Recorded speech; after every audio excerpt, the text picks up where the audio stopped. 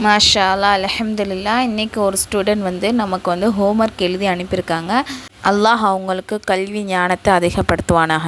பாட ஆரம்பிக்கிறதுக்கு முன்னாடி நம்ம துவா ஓதிக்கலாம். ரப்பி ஷ்ரஹ்லி சத்ரி வயஸ்ஸிர்லி அம்ரி வஹ்லுல் உக்தத்தம் மின் லிசானி யஃப்கஹு கௌலி.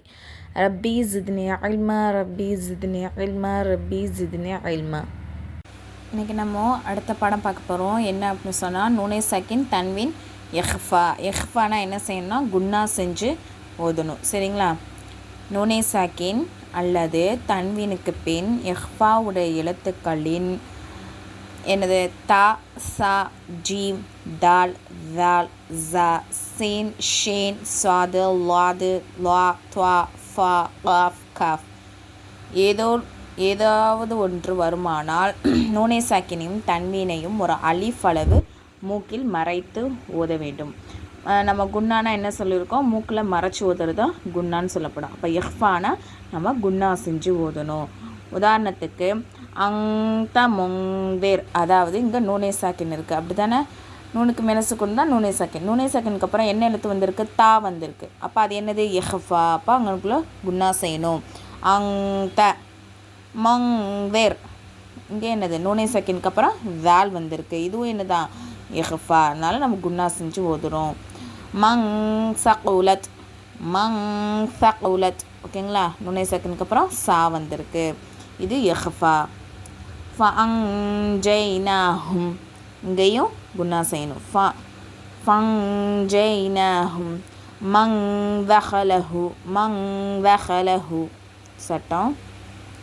வாங்வேருஹும், நுனை சாக்கினுக்கு அப்புறம் வேல் வந்திருக்கு. அதனால நம்ம என்ன செய்யணும்?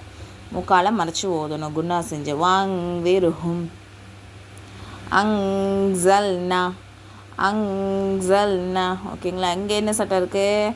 அலிஃப் மத்தா இருக்குது. ஓகேங்களா? அடுத்தது அங்ஸபீலிஹி அங்ஸபீலிஹி. நுனை சாக்கினுக்கு அப்புறம் சீன் வந்திருக்கு. எஹ்ஃபா.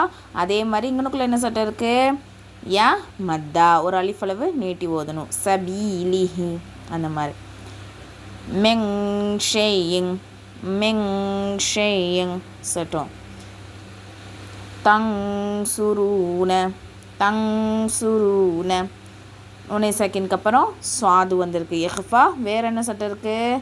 வாவ் மத்தா. வாவ் சுக்குன் பெற்று அதுக்கு முன்னாடி பேஷ் பெற்றிருக்கு. அது வந்து வாவ் மத்தா. அன்லைஃபின் அன்லைஃபின். நுனை சாக்கினுக்கு அப்புறம் வாது வந்திருக்கு. அதே மாதிரி இங்கே என்ன சட்டம் இருக்குது? யா லீன்.